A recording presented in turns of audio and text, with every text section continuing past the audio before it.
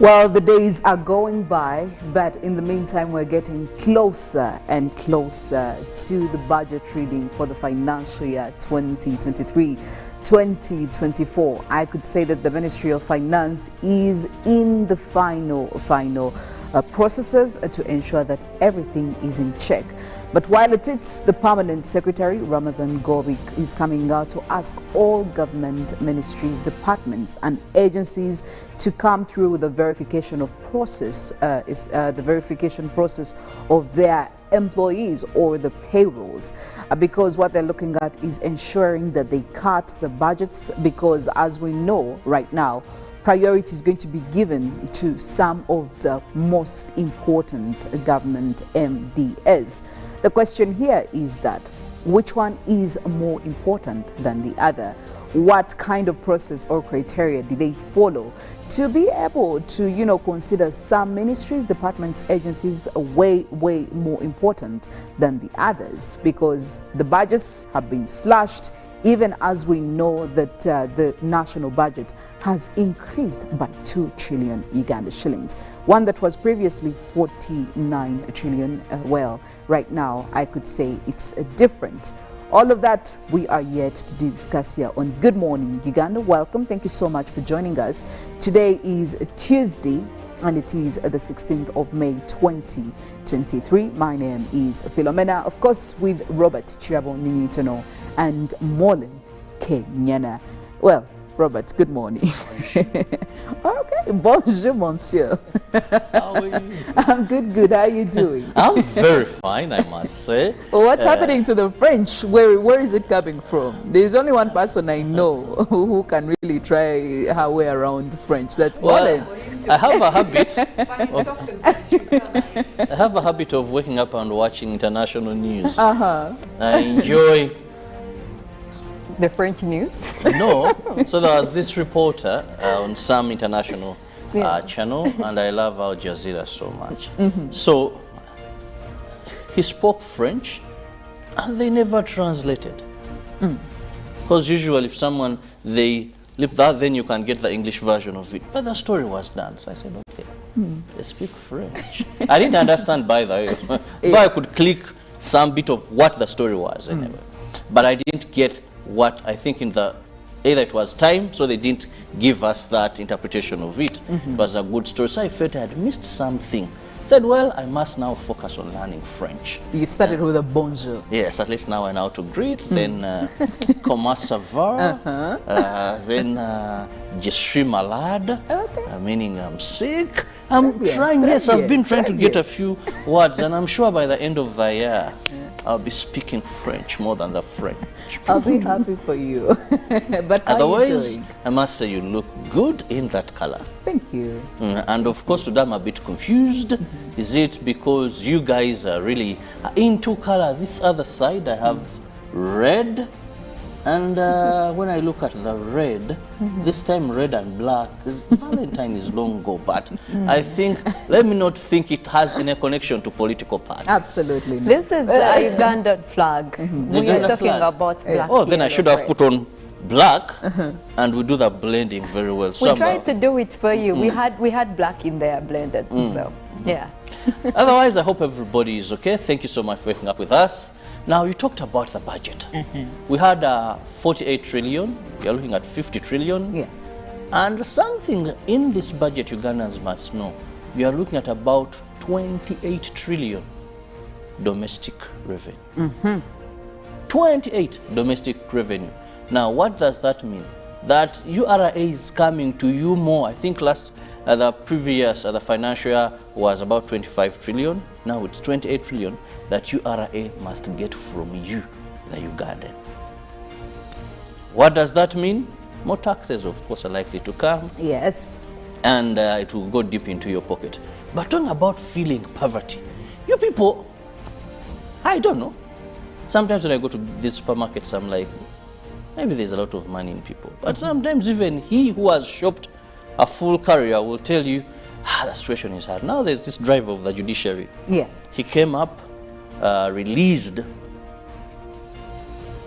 an audio complaining of the low payment, and he said, how do you pay someone 230,000 a month. On a monthly basis. Yeah, in this day and age, when above soap is 6,000, he talked so much, but it was out of pain. However, he made some statements like, I can drive my principal into a parked trailer and all that. Now he has been detained by police over inciting violence.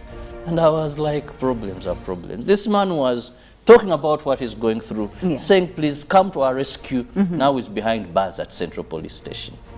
And anytime soon, he may be paraded before court. Yeah. I mean, it's very, very sad because maybe he did address the right thing, but how he did it could have probably been the issue that did not exactly sit well. And again, I would still really want that the immediate, or at least the responsible stakeholders, really pick the key message out of this, because economically everybody is struggling, even those that we tend to think that are not doing well, but that are doing well. Everybody is struggling in their own capacities, but also realistically speaking, Mollen and Robert, 230,000 Uganda shillings in this economy, what would you do with that money? This is the money you receive at the end of every 30 days or 31 days where you're fully occupied. What would you do with 230,000 Uganda shillings as a man with a family, as a woman with a family? Sometimes I wonder how Ugandans make ends meet. There is some magic we don't understand, because you find that many Ugandans live beyond what they earn. Are you aware that when you look at a person, ask them their salary, ask them their earnings, see the house they are renting, the car they are driving, you're like, Heavenly Father, what is happening? Is there something? Because 200, even renting a house in Kampala, having a family, now children are soon going back to school. And you know, when they are going back to school, it's disaster. But also the pre-medical interns, you people. I know somebody who will give us a clear picture of that. Mollen, good morning, bonjour. No, bonjour. Comment ça va? Ça va bien. Oh. And I think Robert is picking up something. Maybe there is hope for him anyway in that arena. But yes, good morning, Uganda. Well, with everyone complaining around, I don't know whether our mornings really wake up to that good morning, because you feel like right now a lot of Ugandans are just, for lack of a better word, I think like time bombs. Because for someone to come in and would you and threaten something like that, and we've seen people go off recently, it's no wonder police had to arrest this guy, because they feel like it's actually possible that he could drive someone into an accident. And obviously at that point, I think arresting alone is not a solution. We need to bring in people and you know, this one need help mentally. This is someone who is stressed out mentally. He needs help. And of course, I did see the spokesperson for the judiciary coming out to say that there was an enhancement for about 1 million. But why are they complaining? Why are the drivers complaining if that enhancement was done? So maybe it's not even clear yet. But we do know that the cost of living right now is high. And obviously, people should be expecting much more, especially if you're working with a government entity. It's also, I think that what Philomena talked about earlier about the PS asking for government accounting officers to make sure that they have lists of all those people on the payroll. Government could be releasing out this money, but you find that these are the inconsistencies we are talking about. Because on the other end, someone is saying there was an enhancement, and then the workers themselves are saying we are not seeing the enhancement. So there are gaps there that need to be addressed. But also on the medical interns. Now, we have like 3 categories of medics here that are trying to march for their rights. Now, there are those pre-medical interns. Now, for them, their issue is they have not been deployed, which is why they were actually planning on marching to the office of the president to express their concern. Now, you have those that also need attention. They have not been deployed. Then you have the ones that are deployed but are asking for consideration, especially in terms of pay. They have not been paid to a level that they need as medical interns. Now, those are also there. Then you have medical workers that are also complaining that the 6 million they have gotten is not enough, and they need 11 million. Now, the issue of medics here is becoming confusing. They have put themselves in a certain category of priority that they feel like the rest of Ugandans should just, you know, keep it cool, sit down until their issues are solved. And I think to some extent, yes, we feel your pain, we feel that you need attention, but some of it is being exaggerated, if you ask me. Very, very exaggerated, especially the medical workers that are complaining about the recent enhancements. Now you have colleagues that are still on street saying we need deployments. That means government has to plan for them and have a specific budget, make sure that when they deploy them, they are able to pay them. Because the moment you do that and they are not paid, they will also come back to the streets and ask for payment. It's a cycle, really. Yeah, it's a cycle. So I think they need to get it together, like as a department, and see where they are putting priority, especially when it comes to medical workers. Otherwise, you're not going to be able to solve all these three categories, yet you have, you know, the likes of the drivers and judiciary complaining. You have other civil workers or government workers that are also complaining for the same enhancements. Now, I don't know how this year's budget looks like, but at least I can assure you, I don't think they are going to bring everyone to page. Mollen, I'll summarize it for you. The budget doesn't look nice. It doesn't. It doesn't look nice. It has very many, because very many government MDAs have expressed lots of dissatisfaction towards the budget. But I mean, it has to be done. In fact, in all of this, I really feel for Ramadan Gobi, because this man has very many questions to answer coming in from different corners. But also one thing and do you remember, there are people they actually put on hold. They asked teachers. Yes. These guys were given a word, actually even from the president. They became patient. These people are just there waiting. Let me tell you, this people, when you look at this budget, we have another problem at hand. If these guys are not taken care of, we could be seeing, you know, stuff coming up. They were promised, and they are waiting patiently. But the same people that they prioritized are now coming up with a lot of pressure. Oh my God. Yes, Robert. One thing, when you look at this budget, I'll look at the budget of local governments. You people, are you aware that most monies in our budget go to wages and recurring expenditure? For example, we find that local government, about 75% of the budget there goes to wages and salaries. And what disturbs them? Yes, then what is left for service delivery? You see, the budget, but also if in you look actual at, sense, if you put everything in service delivery, you will also not deliver that service when you have workers that are never there to deliver. Because they are not going to be in those offices, they're not going to be everywhere trying to make sure that the services are provided if themselves they do not have what they need to deliver. If they're not paid. So either way, you need human resource to make sure that you're delivering. Your economics, I think there is the need for opportunity cost, okay? So we have to drop some things and take on the other things.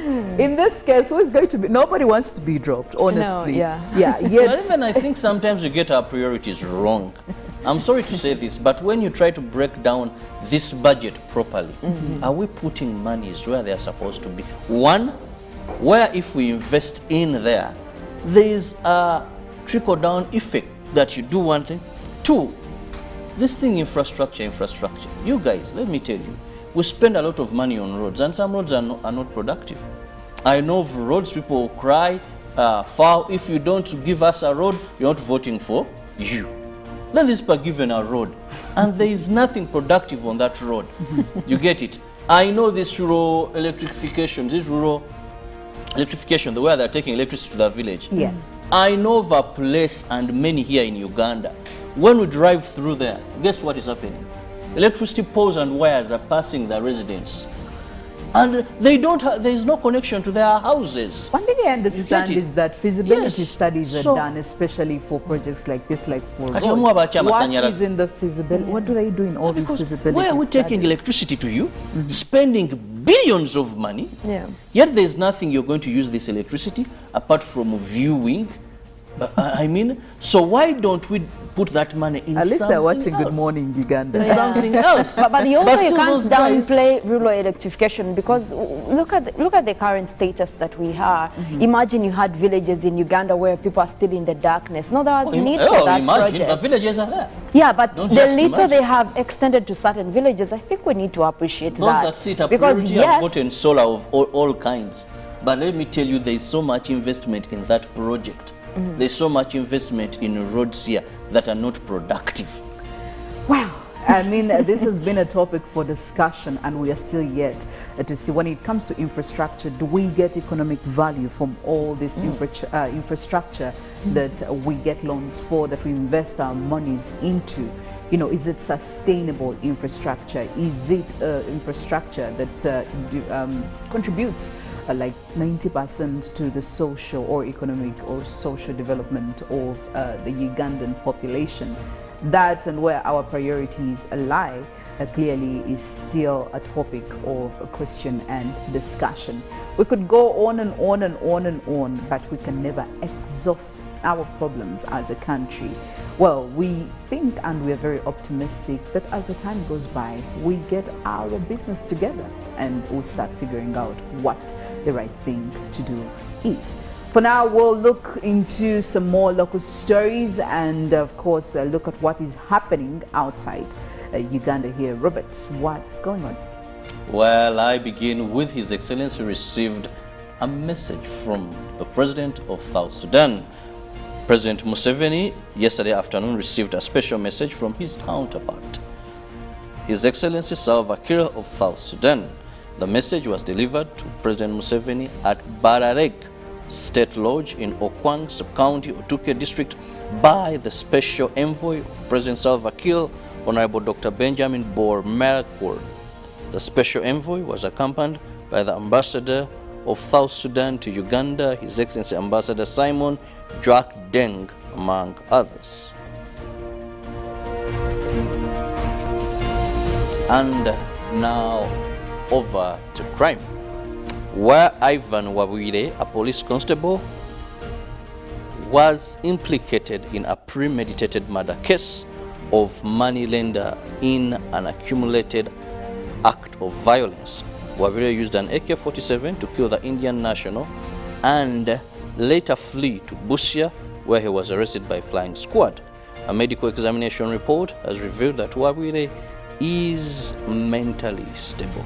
He has appeared before Buganda Road Magistrates Court to record an extrajudicial statement. Ivan Wawire recorded an extrajudicial statement before Magistrate Sena Owamugisha in the court chambers.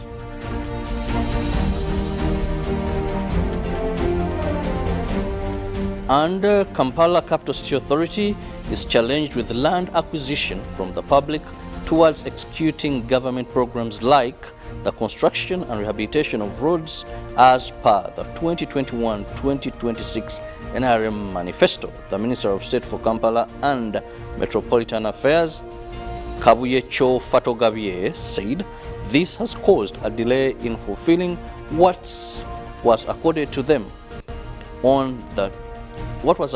in the manifesto of 2021-2026. Cho Fatogabye disclosed this while in a cabinet presentation at the NRM Manifesto Implementation Week. And finally, from the local scene, members of the Science Rehabilitation Climate Change Forum Uganda chapter and the US-based Climate Emergency Fund have held a peaceful march as part of the global awareness campaign on ending greenhouse gas emissions, global warming and climate change. This year's march by the Uganda chapter coordinator Sharon Amwanika and Brian Bulfran took place in Kira municipality on the theme, "The science is clear, why ignore it?"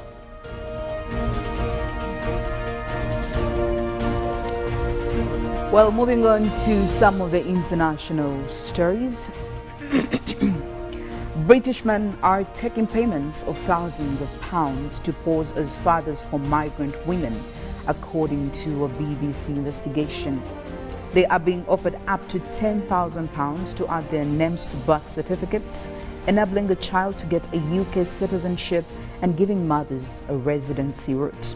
Scammers are using Facebook to tout for business and claim to have helped thousands of women in this way. Facebook says such content is banned by its rules. The investigation by BBC Newsnight found that the fraud is happening in different communities around the UK. It uncovered agents operating across the UK who find British men to be fake fathers. Now, our research went undercover posing as a pregnant woman who was in the UK illegally and spoke to people offering these services. One agent who went by the name Thai told her he had multiple British men who could act as fake fathers and offered a full package of 11,000 US dollars.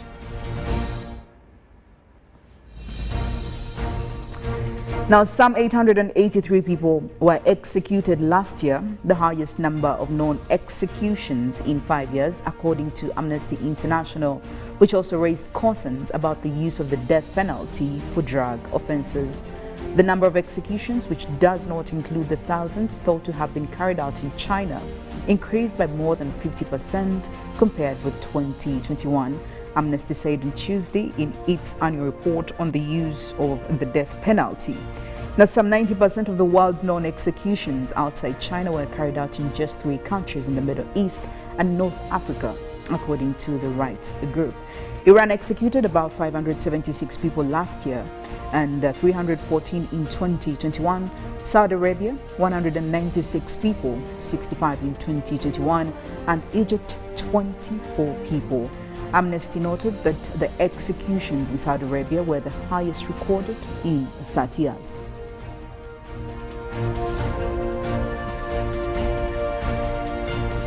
Now, senior military officers from South Africa and Russia have agreed to boost cooperation and increase the combat readiness of their armies. In talks held in Moscow, Russia's defense minister has been quoted as saying by the state-owned TASS news agency. Now, the high-level talks came days after the U.S. ambassador to Pretoria, Ruben Brigetti, accused South Africa of supplying arms and ammunition to Russia despite its professed neutrality in the Ukraine war.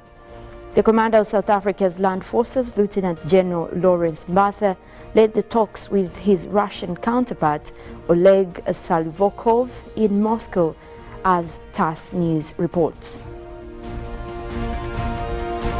And in climate news, climate change does not make cyclones such as one battering Bangladesh more frequent, but it does render them more intense and destructive, according to climatologists and weather experts. These immensely powerful natural phenomena have different levels according to the region they hit, but cyclones, hurricanes and typhoons are all violent tropical storms that can generate 10 times as much energy as the Hiroshima atomic bomb. They are divided in 2 different categories according to their maximum sustained wind strength and the scale of damage they potentially inflict. A cyclone is a low-pressure system that forms in tropics in areas hot enough for it to develop, according to the French weather office Météo France. Well, that and many more stories, of course, will be coming in, and we'll be taking you through some of the big stories in our dailies, the New Vision, the Daily Monitor, of course, crossing over to Kenya there with the Daily Nation and the Citizen to see what's happening in Tanzania. But for now, we'll be here to remind you about your health. The Frenchman is already prepared with them. You're now the Frenchman? Okay. Yes. Okay. I can even do this in French. But of course, this is an English show. Let me do it in English. Okay. I have, hallelujah, ginger tea, hallelujah, tamarind drink. Now, what these do is they boost your immune system so that we don't hear, how are you doing? And all you can tell us is, Je suis malade. You're sick, you're not feeling fine. It's just 1,500. Any retail shop, any supermarket, you'll have. Well, today is Tuesday. Of course, we'll be giving you the song of the day to help you kickstart the day. And when we get back, we'll be having some more discussions, deliberate and intentional discussions on our newsreel. So do join us for that. Much later on, of course, Mollen will be coming in to give you the situation on the roads, the traffic or not. and later on tell us what the weather looks like. Lately, it's been scorching hot, Mollen. I don't know whether it's a trend that we need to adjust to, of course, considering that we've been going through some heavy rains. She'll be giving us more on the weather report. And we do have the Good Morning Uganda agenda queued up for you right after that. And later on, we'll be having sports updates with the man himself, Ruben Chibirango Mpima. And of course, Good Morning Uganda Extra with that extra juice of information that you ought to not miss, rather. Well, we'll go for a break. We will be returning shortly. Good morning.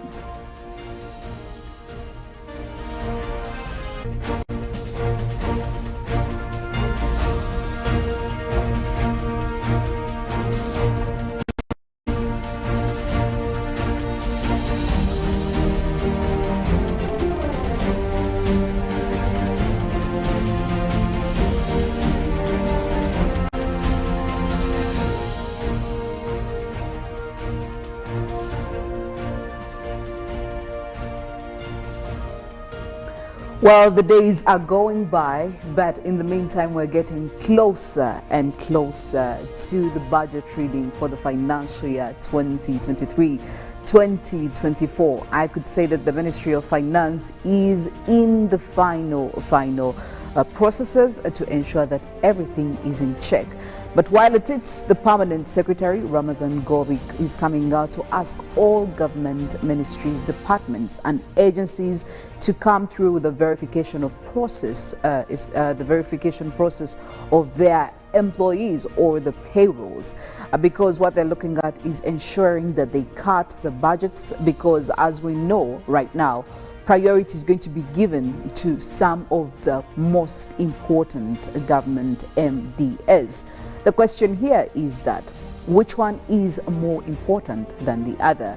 What kind of process or criteria do they follow to be able to, consider some ministries, departments, agencies way more important than the others? Because the budgets have been slashed, even as we know that the national budget has increased by 2 trillion Uganda shillings. One that was previously 49 trillion. Well, right now, I could say it's different.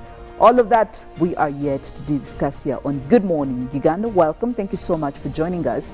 Today is Tuesday, and it is the 16th of May 2023. My name is Philomena, of course, with Robert Kirabo, Nyonyintono, and Mollen, Kenyena. Well, Robert, good morning. Okay, bonjour, monsieur. How are you?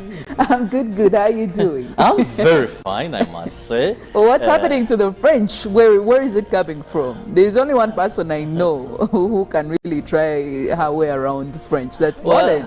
I have a habit of waking up and watching international news. I enjoy the French news? No. So there was this reporter on some international channel, and I love Al Jazeera so much. So he spoke French, and they never translated. Because usually if someone, they leave that, then you can get the English version of it. But the story was done. So I said, okay, they speak French. I didn't understand, by the way. But I could click some bit of what the story was anyway. But I didn't get what I think in the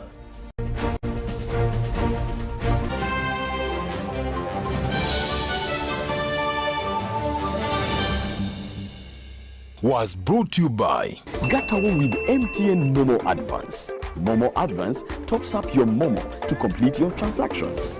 Dial *165*5*3# to apply. MTN Momo Advance is always available when you need it. The Tales of Kasozi, brought to you by Uganda Communications Commission.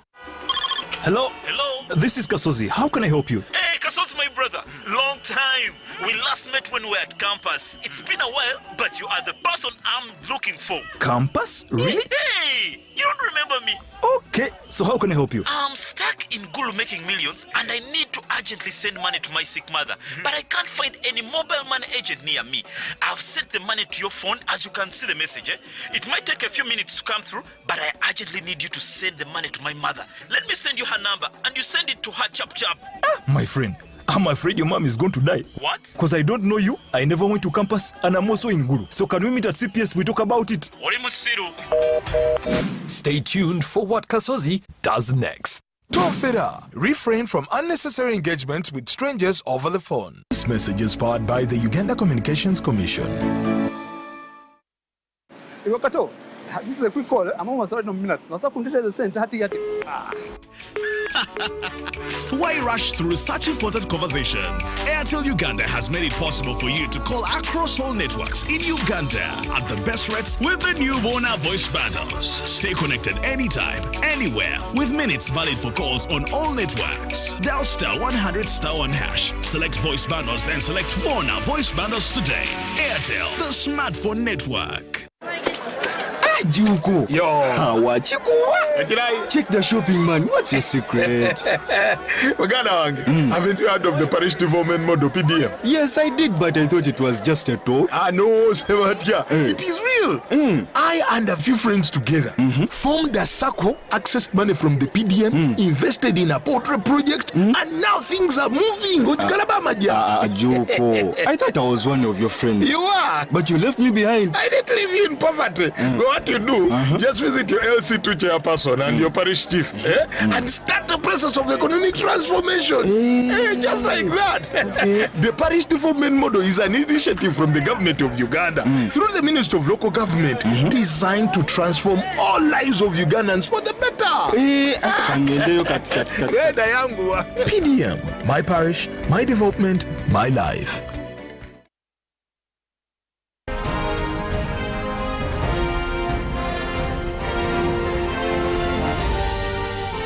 This is Good Morning Uganda.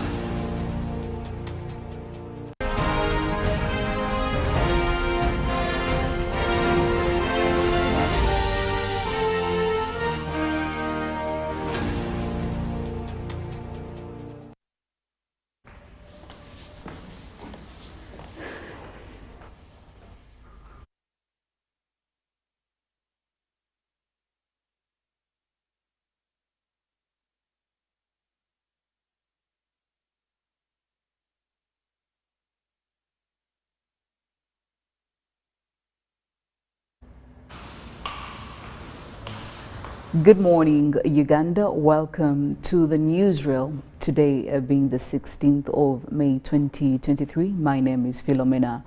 Mastiko. 3 minutes past 7 a.m. I'm joined by Felix Nkunda. Well, up for discussion here, government priorities. Which sectors are being prioritized when it comes to the national budget of 2023-2024? We know that we are coming closer to the end of the financial year, and of course, as always and as expected, we have to get into the new budget for 2023-2024. But also very important to consider is that several drastic changes have been made, especially coming in from the Ministry of Finance, considering the prevailing economic times that have become a bit hard to navigate. And in one way or another, they are affecting you as a citizen, they're affecting all these government projects, they're affecting a number of government ministries, agencies, to mention but a few. Well, yesterday, the Permanent Secretary Ramadan Gobi came out to talk about two things. Number one, government prioritizing key sectors that will be given quite some funds from the national budget. And number two, to encourage all these government MDAs to continue verifying their payrolls to ensure that the right money is going to the right people as it should. But Felix, going through some of the priority areas that the budget is looking at, they're looking at about peace and security and security and governance programs. They're looking at roads, they're looking at electricity, railways, irrigation using solar power. They're also looking at industrial parks, support to medical schools and science-based research development. They're also looking at enhancing support to the parish development model. They're also looking at oil and gas development, which we know right now Uganda is heavily very optimistic about. And of course, the capitalization of Uganda Development Bank and Uganda Development Corporation, just those are some, not limited to, the key or focal areas that they're looking at when it comes to the national budget of 2023.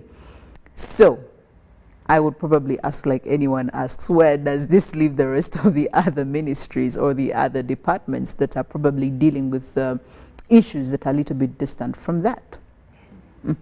Well, Philomena, you must accept or agree that when it comes to the powers of governance, the approach has definitely been defined to be a tripartite. And creaming or topping that, that entirely means that every direction takes its own responsibility, let alone its manifestation. But upon that realization, there's an acceptance here as well that some sectors, as backed by economic description, cause dependency for others to thrive. The existence of some faculties of the economy gives rise and maintenance to others, and that's a definite.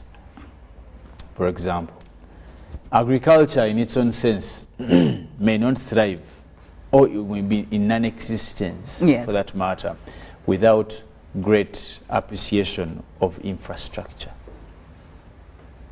The reason why we call them major focus areas when we are doing budgetary discussions or allocations, we are trying to make profound the fact that other aspects of governance, let alone leadership or production, shall be gained if these are in proper existence.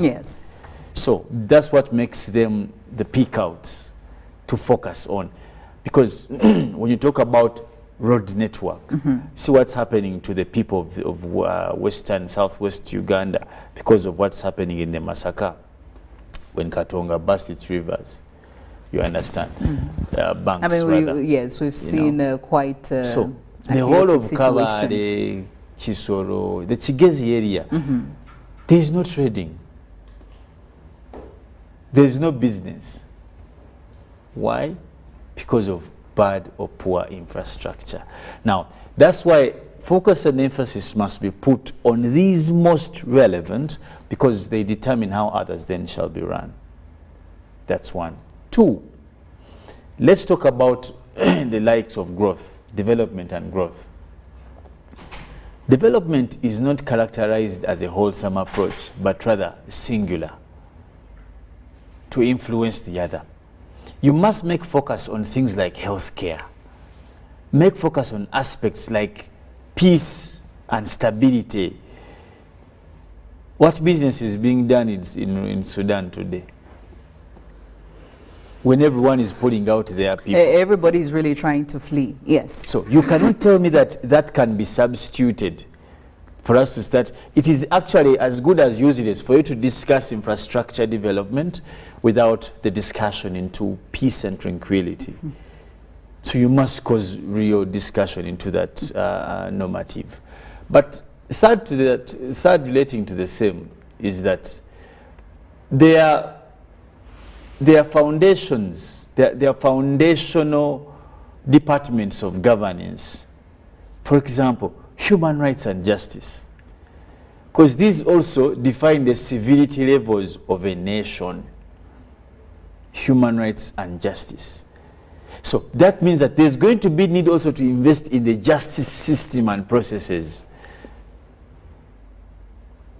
So probably what the Ndugu Ramadan is saying is that because these ones are going to influence, and these must also be informed by the most recent times. For example, what are we struggling with most recent? The post-COVID effects.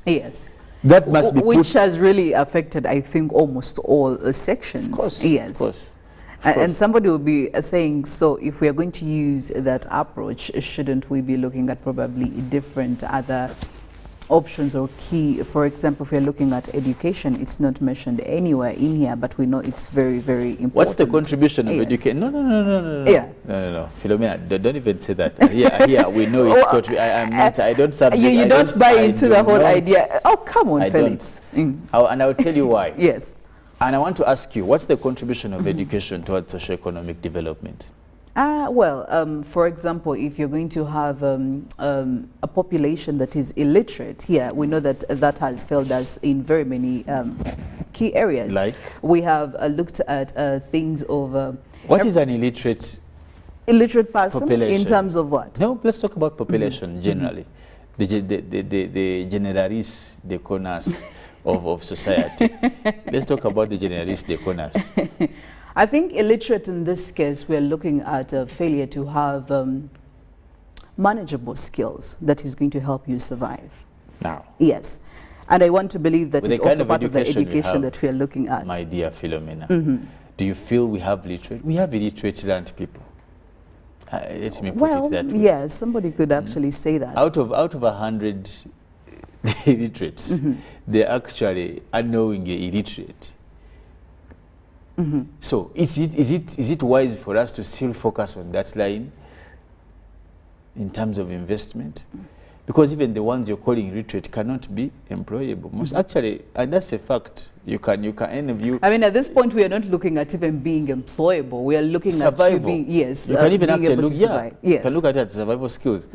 I don't want to start mentioning courses and courses and courses. No, but those ones are ruled out. but the truth of the reality is that at this point, do you want to still pump money into literate, useless literates? Let me put it that way. Is it viable for the country which is struggling with all these other things? How about don't you think we should channel this money in things like agriculture, value addition, so we attract these would-be useless literates to go in these sectors to get part of the useful economy? Because now they're in the useless economy. They are sitting on very little knowledge, which is not productive. That's a matter of fact. I mean, isn't that where we are seeing the changes that have been carried out? There's a story of some man he was saying, I have a master's degree, I'm on a border, and I told this guy, I don't think, if you have a master's degree and you're riding a border, you didn't study. What did you, do you know what it's called? Master's degree, you're mastering an art. So did you master border riding when you're doing your masters? Or are you mastering Gia, Kuchusa, Gia, Crutch and what? Masters. You're mastering in an area you've picked in interest. Then how do you say you can't execute that? That's why we tell people, can you imagine someone after bachelor's, itana a transcript and they're rushing to apply for a master's? Foolish Galatians. So we cannot put money in education now because consistent actually for the last 10 to 15 years we have been let down by education. Maybe had we introduced Philomena, the previous trend of education, because I still disagree with you. No. We are looking at changes in the curriculum. Every other day, Felix, we are talking about making it a little bit more practical. And I think at what level? At all levels, by the way, right from primary level to secondary level what is happening there? No, things have to be different right from primary level. Let me ask you a question, Philomena, and this is where, and I want to also ask our colleagues out there. What is the use? Do we still need lawyers in Uganda? Do you think? No, Felix, my issue is, that is why I'm saying with the previous trend of education, which we have all seen, and even government has come out to recognize that is not really contributing anything. We are making it practical to be more skill-based. We are looking at survival times. We are looking at survival means. Let me give you a reality shock. You got look at, and I want you to tell me, look at the entry numbers at YMCA. I don't know which other technical school is here. I know YMCA is the most known for technical. YMCA, there's and all other. I mean, there are very many other technical institutes. There is the Nakawa Vocational Institute. There is Nakawa Vocational. I want you to look at their entry versus there. Then you go to Makerere, go to Nkumba, go to Nkozi, go to Mukono. We have our children still running to BBA. I don't know, there are some funny swaswa, swiswi, all those funny. Vis-a-vis the kids who are going to do woodwork, like we're still struggling with this. It's a psychological thing.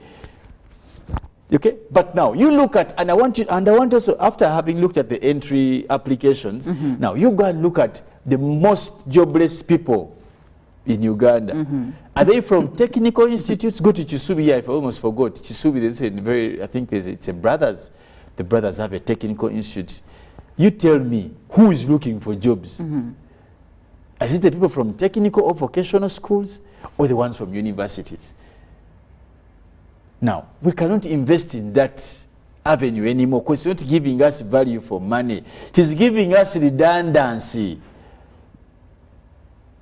And secondly, what is the bring back when you invest highly in it? We can invest in UPE for purposes of, in Uganda what we call kunyumunguzako, polish. You can invest in UPE and USE, they call it, purposes of polishing. But also we can only be convinced to invest there if we are convinced that what you're saying is actually true. Yes. That there's been a shift in the curriculum towards national need. Not towards stylish because the idea needs. that is being fronted is that you recognize gaps and you're able to fill those gaps. That is it has to be that is what the education it changes. has to be That's about what, that, those Philomena. education changes are Yes. looking at. What So do we it's not need today? worth putting in some money at all. Absolutely none. If we can prove us in the education sector that there's been a change for the good or for the answering So the we are need. dealing with lots of trust issues right now. Absolutely, Yes. because and I've told you another one. For example, you go to some departments, like most recently, we have been seeing government doing a bit of accountability and how far it has gone in terms of the manifesto and what. But you see that some sectors, for example, most recently there's been a program called PDM, Parish Development, something. Previous there was a Myoga, then there was all these ones that have come in. Now, the question is, for you to know whether we should proceed in that line, it is not scientific. It is not rocket for science. No. It's just at this point we were here. When we put in this much, did we move to? Was there any progress registered? That's how we answer those questions. TBD moves science. And the same applies to every sector. When you come to the infrastructure, Ministry of Works and whatever, how does this directly affect Ugandans in terms of transaction? Why do you think Ugandans have been having all these arguments about roads? Because it directly affects how the economy runs.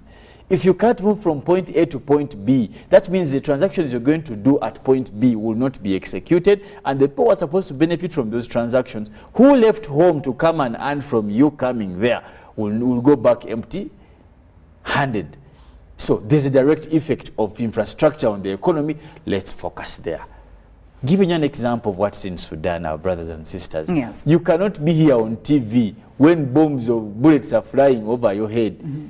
You won't come.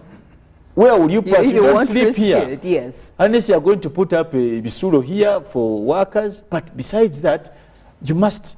So peace is key. We must continue to pacify the area. Now, it is not just about Uganda, but you must also go probably ahead beyond the borders for your own security.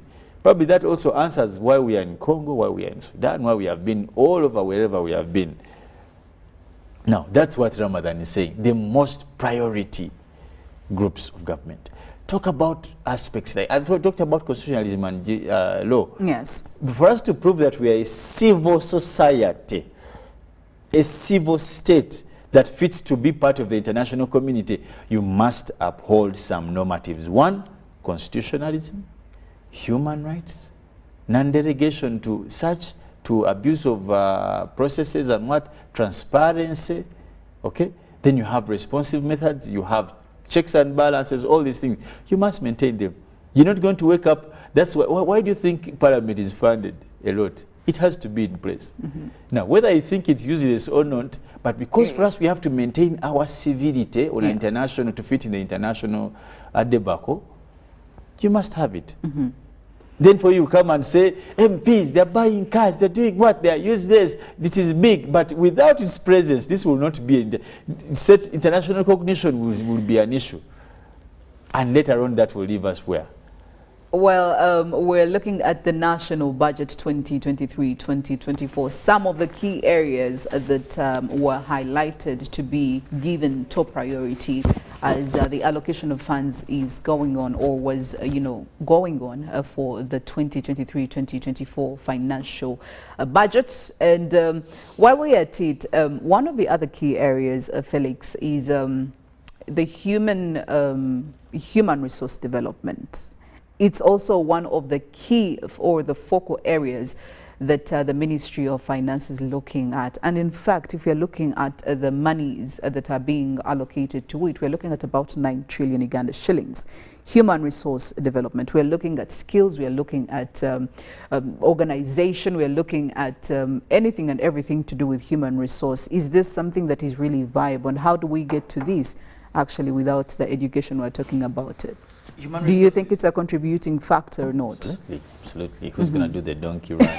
There is absolutely nobody who wants to offer services. No, but you see, human resource capital is a wide concept for discussion. You may not tailor it necessarily to education, by the way. It will cut far across to aspects like health, healthy population. Trust me, this that you want to mistake to be human resource is actually, if you ask the contribution of the formal sector towards socio-economic development or taxation and what, you'll be surprised. The actual people who feed Uganda or who make Uganda live are not us, these people who put on these ties, these what, and no. It's the people who are doing hands dirty, doing the donkey work.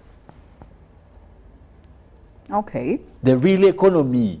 You, the corporate people, only transact points 0.001 because one, your lifestyle is limited.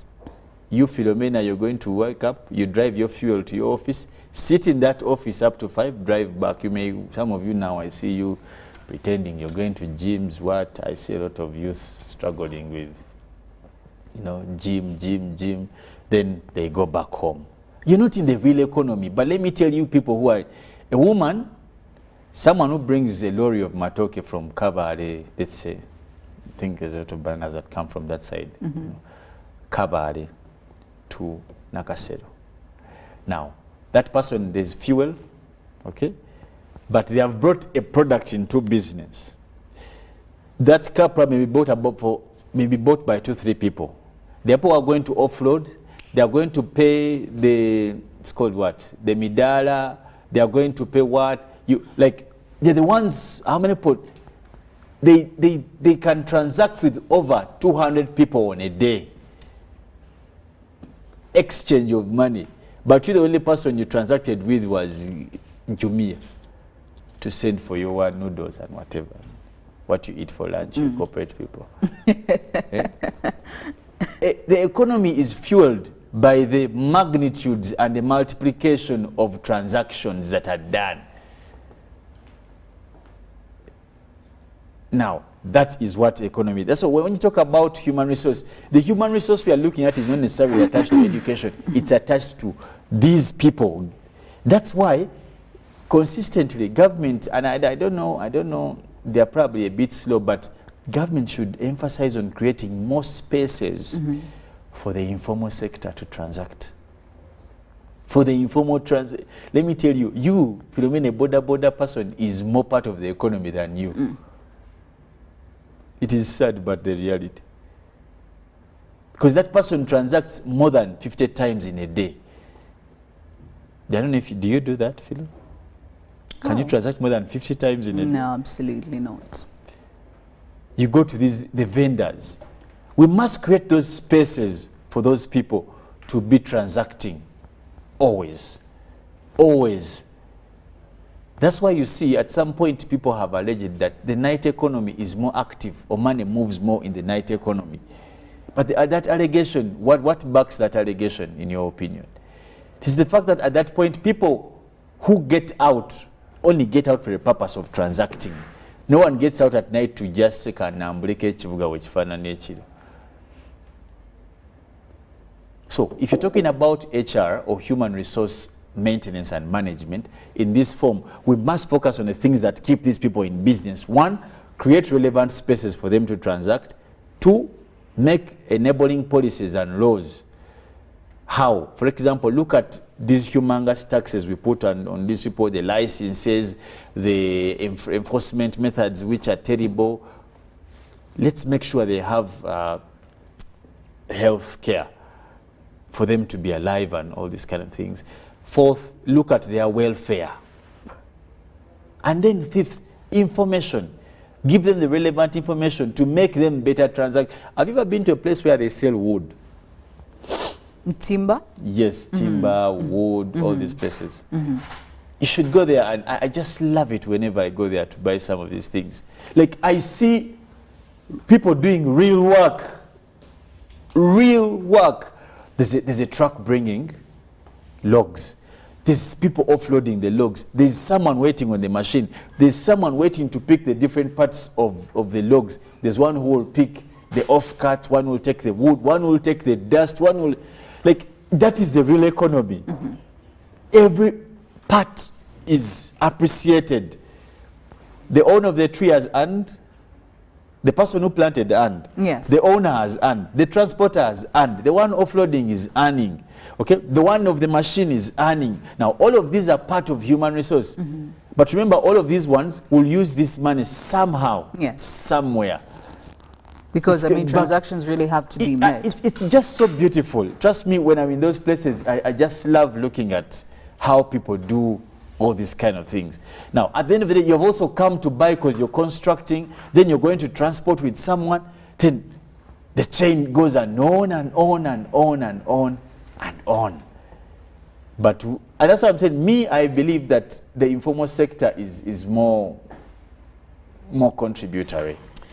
That's honestly my opinion. Well, looking at some of the proposed sectors that are meant to be taking the biggest percentage of the budget, looking at development plan implementation, that is expected to take about 18.8 trillion. You're looking at human resource development, which has about 9 trillion. Governance and security, taking about 6.82 trillion Uganda shillings. Integrated transport infrastructure and services with about 4.6 trillion. Now, agro-industrialization, about 1.4 trillion Uganda shillings, and sustainable energy development, looking at 1.2 trillion. Now, the private sector development, which is about 1.7 trillion. Do you think we can actually put the formal sector under this?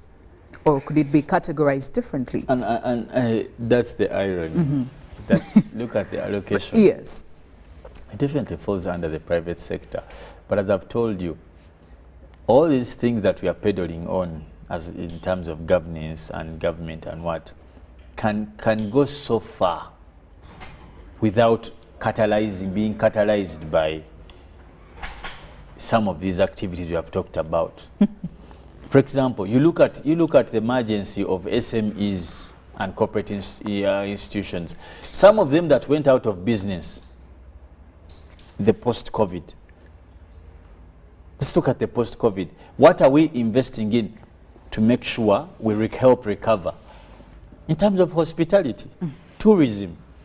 The tourism is one of the least, actually, those that are, the lowest on the radar. So if I say that, what would you say? Because we are trying to recover from COVID-19, so we are busy grappling with whichever opportunity that we have. Tourism alone. Yes. Tourism alone. So we got it wrong on that? Of course, we are doing everything wrong about tourism, the sector. Everything wrong. What we are focusing on is wrong. How we are focusing on it is wrong. Who is focusing on it, it is equally wrong. Tourism alone for Uganda, alone, can finance more than 10% of our budget. More than. But what are we doing about it? There's a time we had a discussion about domestic tourism. What are other people doing out there? Have you know, when you go to the National Museum, when you go to all these natural antiquities, how have we protected them? How have we reserved them? Do we put some investments? When was the last time you went to the source of the Nile? So they call it. I don't even remember. Did you think it should be a big deal in Africa? Because this is a river that runs through how many countries? Don't you think people in all these countries would want to know? You know these things that show plot not for sale.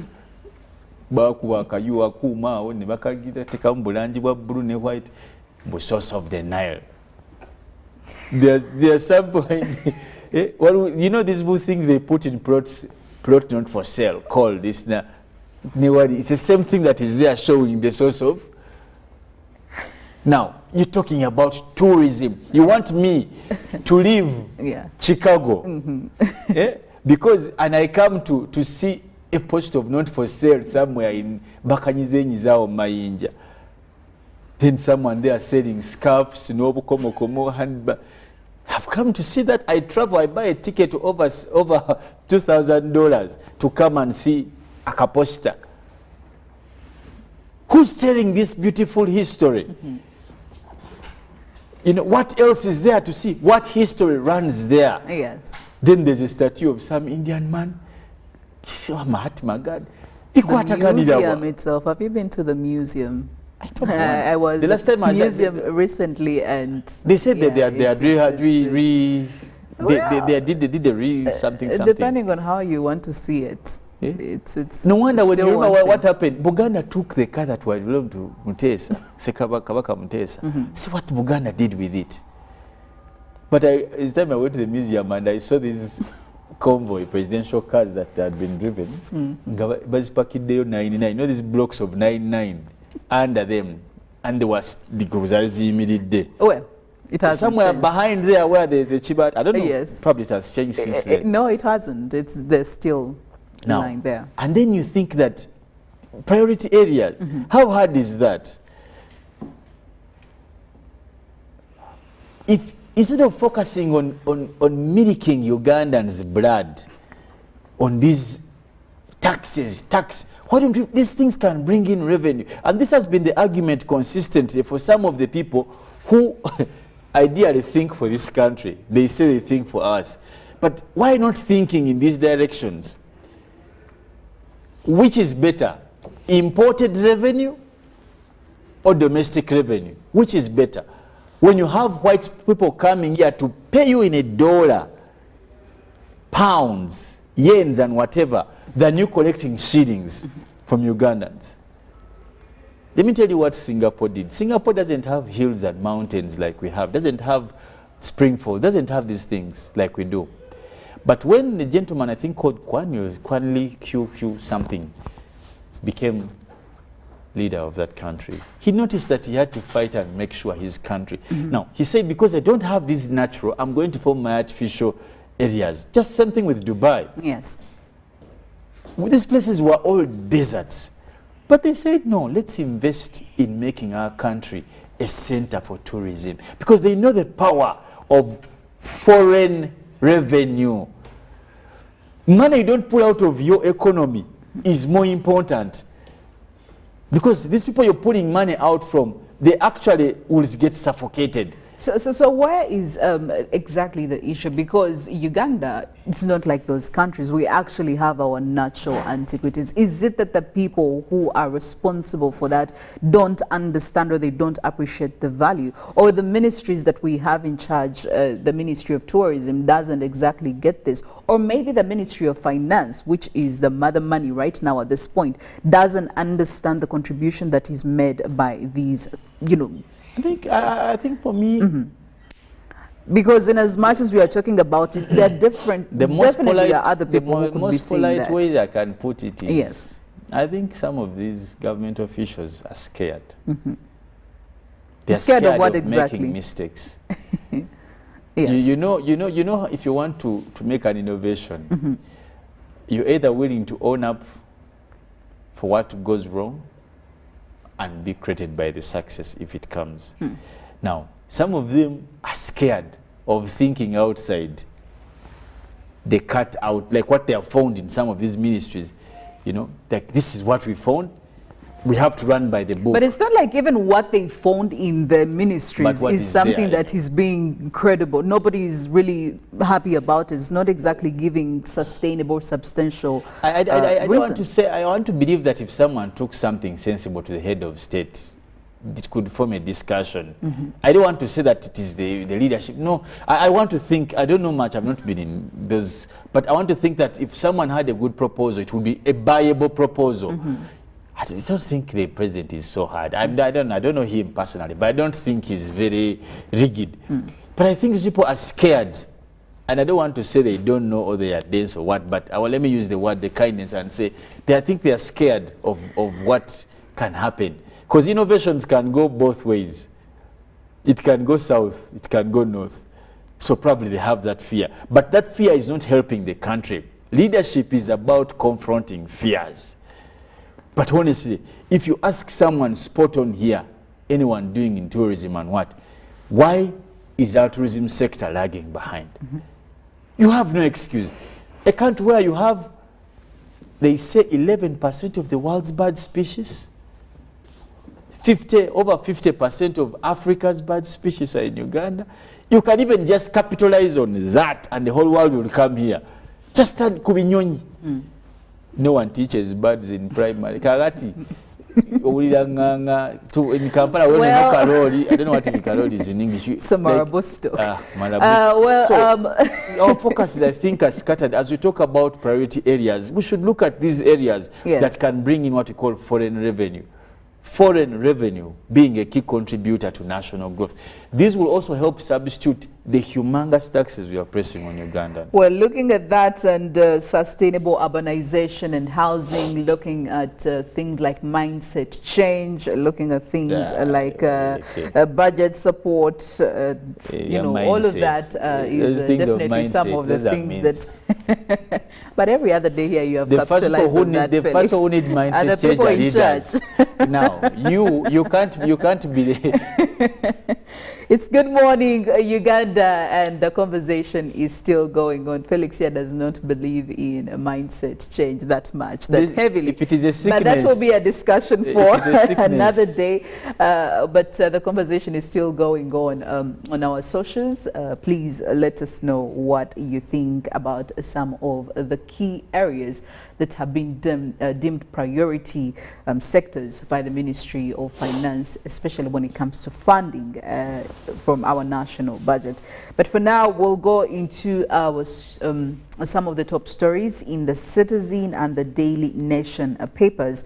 And the Citizen here counting the losses, looking at about 127 billion Tanzanian shillings, losses across the board as traders in Kariakoo, Tanzania's largest and busiest shopping district, closed their shops in protest at unfair charges and constant harassment.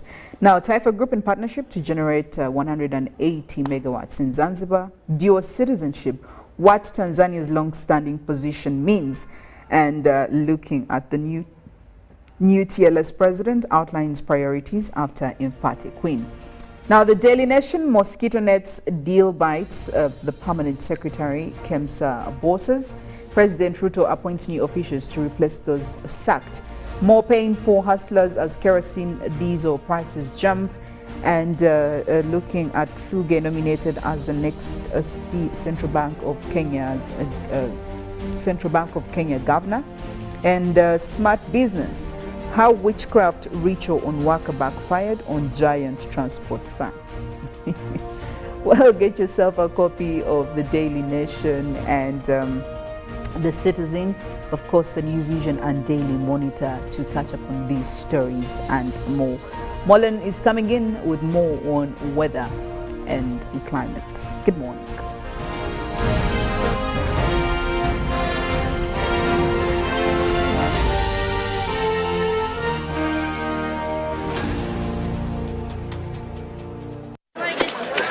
Juko. Yo. Check the shopping, man. What's your secret? Haven't you heard of the parish development model PDM? Yes, I did, but I thought it was just a talk. No, Sebatia. It is real. I and a few friends together formed a circle, accessed money from the PDM, invested in a poultry project, and now things are moving. Juko. I thought I was one of your friends. You are. But you left me behind. I didn't leave you in poverty. What you do, just visit your LC2 chairperson and your parish chief and start the process of economic transformation. Just like that. The parish development model is an initiative from the government of Uganda through the Ministry of Local Government designed to transform all lives of Ugandans for the better.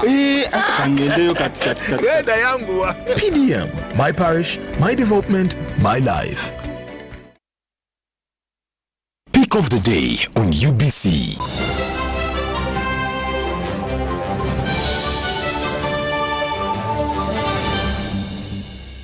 Was brought to you by Gatawo with MTN Momo Advance. Momo Advance tops up your Momo to complete your transactions. Dial *165*5*3# to apply. MTN Momo Advance is always available when you need it.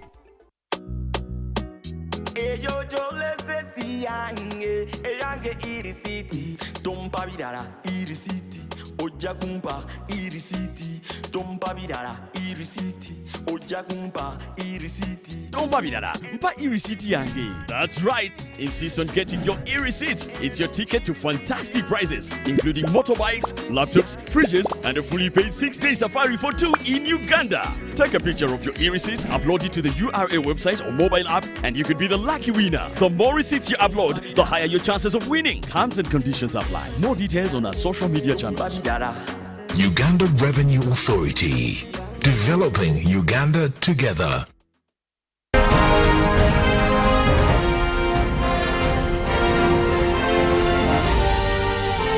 This is Good Morning Uganda.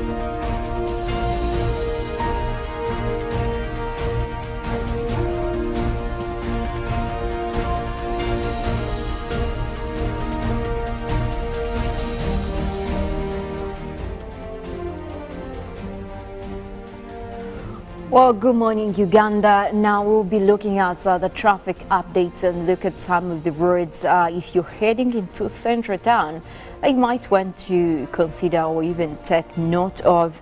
That is looking at areas of Namuwongo. We're looking at Chisugu, Chibuli, Kabalagala, Nsambia, if you're using some of those routes towards town. Now we're looking at very kind of clear traffic if you're coming in from Nsambia area. That is via Mobiru Road. That looks to be quite clear for you to use this morning, but also that does join into, that is the Nsambia Gaba Road, which looks to be quite having a little bit of traffic, and that is along the Henlon Road. So you might want to consider that. But then again, as you move forward with Henlon Road, it looks like that is actually having clear traffic. And of course that joins into the main Gaba Road. So that is one that you could as well consider to have clear traffic for this morning. Zambia Estate Road as well looks quite clear. It does have good traffic right there indicated by the green lines, and that also gets you into the connection to Gaba Road, which looks to be okay as well, indicating green lines, meaning that Gaba Road is also quite okay to use for this morning. And of course that also leads into a little bit of traffic that builds up at the intersection right there. If you're coming in from Zambia, you have all this clear traffic right from Henlon Road, and again, as you come in into that intersection that connects Zambia Estate Road and Gaba Road, that is where you have a bit of traffic building up, and of course that goes on all the way. It does have also a connection, that is as you're coming from the lower side, where we're seeing kind of intense traffic coming in, Covenant Road as well right there. As you join in, you do have intense traffic that is coming in all the way from that side, so meaning that that could actually delay you for quite some time. And of course that continues through Zambia Road. You do have intense traffic that is building up over there, so that will definitely take you some minutes as you join into the main Mukwana Road. Of course, that is also one that connects up to, that is the roundabout at Queensway. So there you do have a little bit of clear traffic as you end Zambia Road, joining into the upper side towards industrial area. You do have a little bit of clear traffic for Mukwana Road. And then again, as you look at the lower side that connects onto Queensway, that is where you also have a little bit of clear traffic that builds up over there. But again, looking at the upper side, of course, with Mukwana Road, a little bit of clear traffic does go on, and that joins into, if you're joining into Access Road, that is where you have a little bit of traffic through Access Road, as that joins into the main Kampala-Jinja Highway. So you might need to consider using that road, and of course that is towards the Kampala-Jinja Highway traffic lights, where you do have a little bit of traffic that builds up from there. But then again, you have a clear traffic that is coming in from the upper side, that is of Useful Lay as well. You do have clear traffic over there joining into that is the main Kampala-Jinja Highway. And of course that leads into Kampala Road, where we're seeing a little bit of a delay here and there, but then again it is kind of moving traffic, so you might need to consider that as well. Away from that, we'll also be looking at the weather situation. We'll be tapping in from the satellites over Uganda. That is mainly the UMITSAT satellites overlooking the country for this morning. Now, we did start off with quite a clear day, mostly clear skies for much of Uganda, and that indicates a sunny morning for most areas within the country. That takes in as well the southern sector, where recently we have been seeing at least a start off of a little bit of clouds and light rains here and there.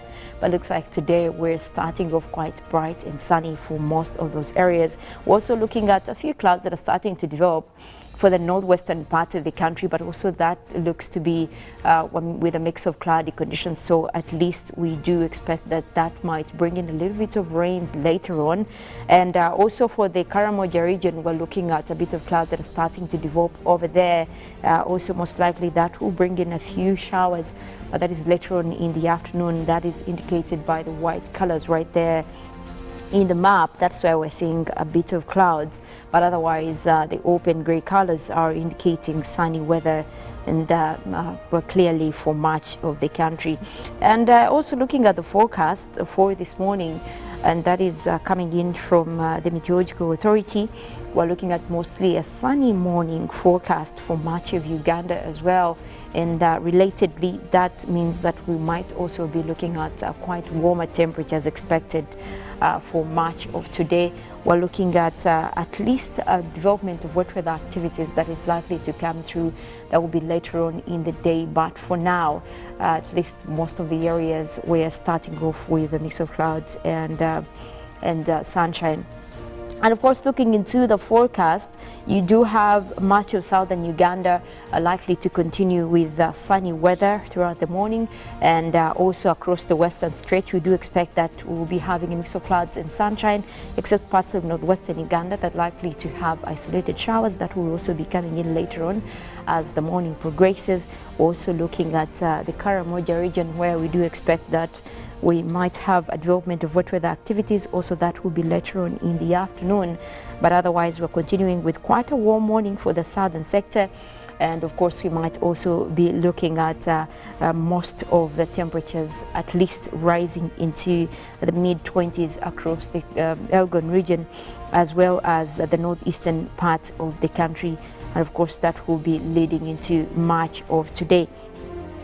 Now, away from that, we're talking more on what we're doing in terms of climate action. Well, it looks like recently most of the voices that I had, when you take it to the streets, and now the climate activists have also decided to actually take their campaign onto the streets, of course holding some of the placards into the End Ear Cop or Stop Ear Cop. Now, their mission is to make sure that, the world is not investing more into fossil fuels.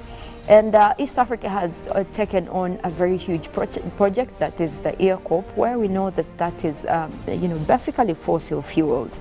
And now what some of these activists are doing is they're quoting the scientific reports that have come up recently, that is from the IPCC, that is the Intergovernmental Panel on Climate Change, the analysis that has been done by the World Meteorological Organization, saying that the warming that we're seeing now, the effects of climate change that we're seeing now, are all due to human activities, and much of that is the fact that we continue to invest in fossil fuels. Now, a group called Stop, that is the Scientist Rebellion Group, is coming on to say that, look, Uganda, Tanzania has been involved in this project, and the best we expect from them is at least to ensure that this is not messing with our planet, this is not messing with the efforts of the countries to actually go into a net zero. And of course, the demonstrations were organized by the Scientist Rebellion Uganda, which were in Kampala and Hoima, and they threatened, and these are the cities that are actually threatened by this project, that is Ear Cop. And of course, they are also, going on to say the fossil fuel industry is responsible for 90% of carbon dioxide emissions. And like I said, these are some of the quotes that have come up even from the scientific reviews that were done recently by the Intergovernmental Panel on Climate Change, that is relating the effects or the impacts of climate change and to what we have been doing as a nation. But also you have to remember that most of these activists have always been taking on such huge steps. What we do know is that also recently we did have some of the Ugandan activists go up to Paris, France, of course, putting some of the key players in the Ear Cop, that is Total Energies, as well as the banks that have invested a lot in Ear Cop. And of course, we know that some of these countries have been trying to also agree to a net zero and stop investing in fossil fuels, although that is being done for their countries.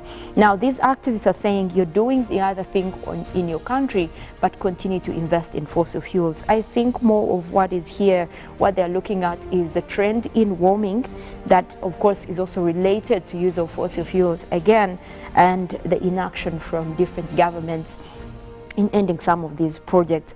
But also, on the other hand, you look at some of the countries, like I mentioned, France has been one of those, and just recently they also did put up a target to move into net zero, that is towards 2050, and they are spearheading that, of course, in collaboration with the European Union. We know that the EU has been also mostly moving its targets towards making sure that they are away from fossil fuels, and of course making a deadline for 2050, and this is something they agreed upon.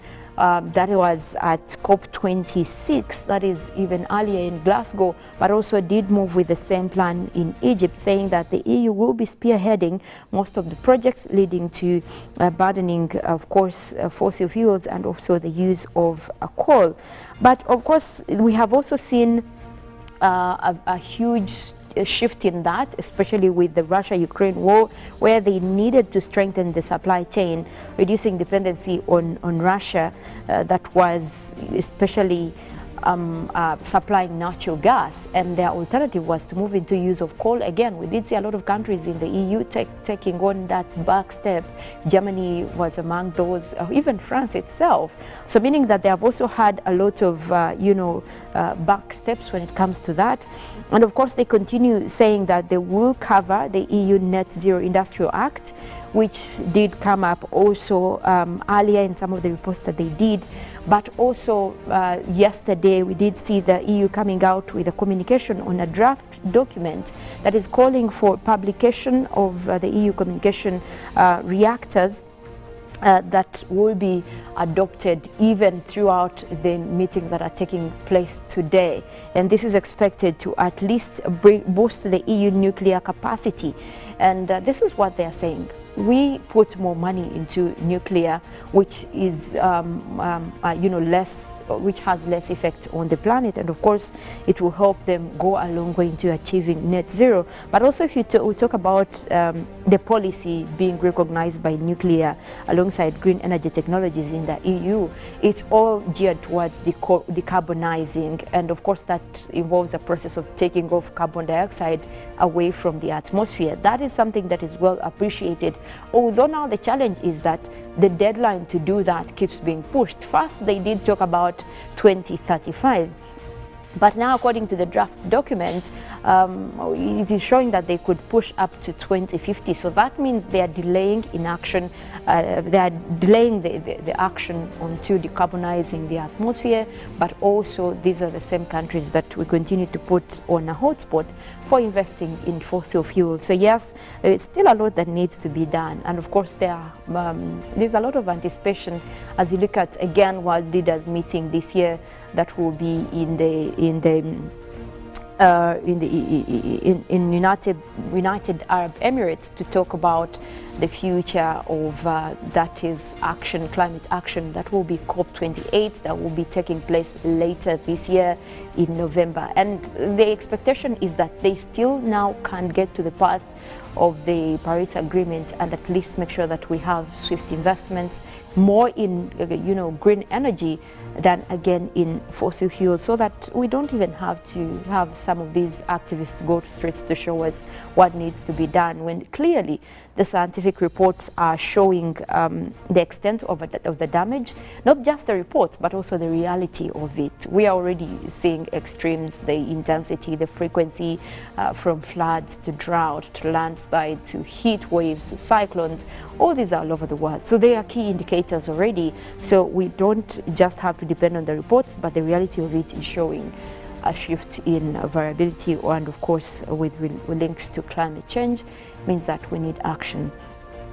Well, that does it for now. We will be going in for Good Morning Uganda agenda right after this. Later than that, we'll also be looking at the sports highlights, and then we'll be taking you through Good Morning Uganda Extra later than that. But for now, we'll also look at some of the, that is the forecast coming in from the Uganda National Meteorological Authority, and that is looking at the western part of Lake Victoria, where we do expect to continue with a mix of clouds and sunshine, and temperatures will be at a warm 27 degrees.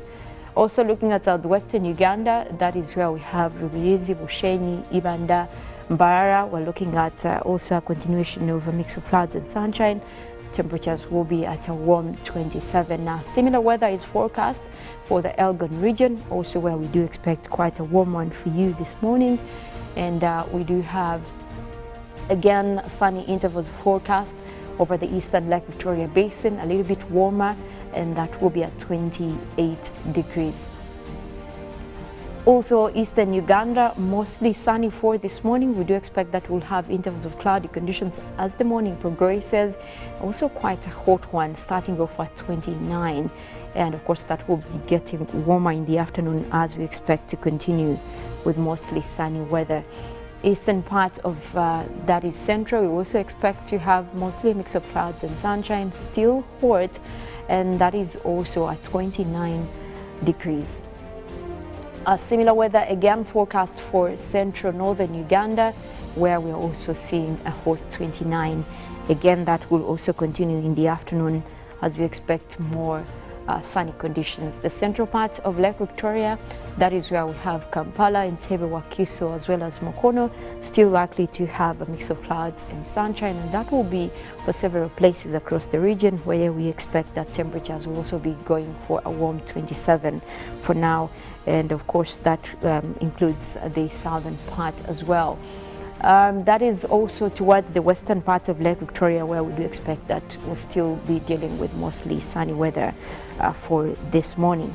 We'll take a short break. When we get back, we'll be looking at Good Morning Uganda agenda. My name is Mollen, Kenyena, wishing you a good day.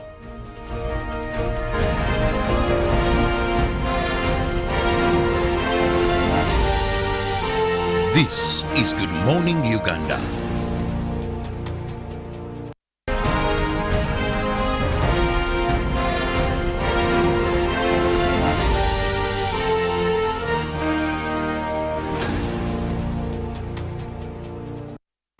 Kato, this is a quick call. I'm almost out of minutes. Now, so the center.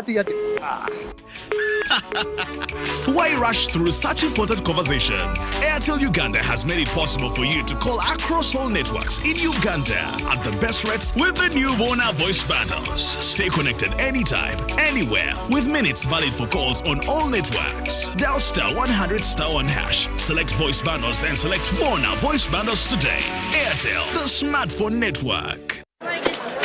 Juko. Yo. Check the shopping, man. What's your secret? Haven't you heard of the parish development model PDM? Yes, I did, but I thought it was just a talk. No, Sebatia. It is real. I and a few friends together formed a circle, accessed money from the PDM, invested in a portrait project, and now things are moving. Juko. I thought I was one of your friends. You are. But you left me behind. I didn't leave you in poverty. What you do, just visit your LC2 chairperson and your parish chief and start the process of economic transformation. Just like that. The parish development model is an initiative from the government of Uganda through the Ministry of Local Government designed to transform all lives of Ugandans for the better. PDM, my parish, my development, my life.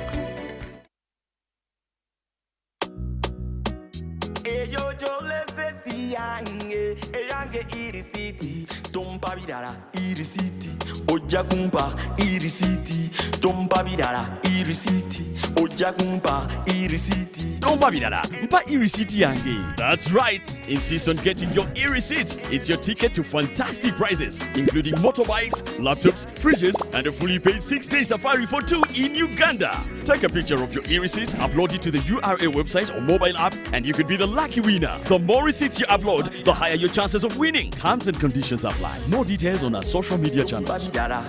Uganda Revenue Authority, developing Uganda together.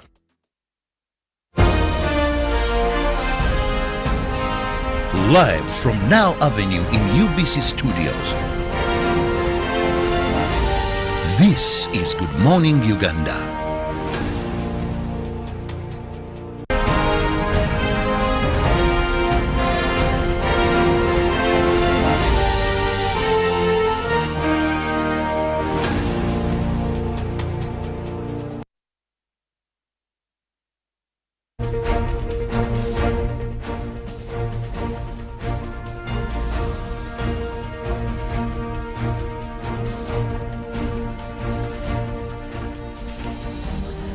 Good morning, Uganda. Thank you so much for joining us once again for this segment, 3 minutes past 8 a.m. My name is Philomena Mastiko. Today is Tuesday, 16th of May, 2023. Well, this morning we are going to have a very interesting discussion when it comes to peace in the region. How well are we doing? And of course, the contributing factors of peace to the development of an economy and of course its neighboring countries. Well, to be very specific, we are going to be putting the conflict in South Sudan on the spotlight, how it has actually come in between progress when it comes to South Sudan as a developing economy, but also the impact it has on the neighboring countries. Of course, we know that it is a part of the East African region, and definitely we know that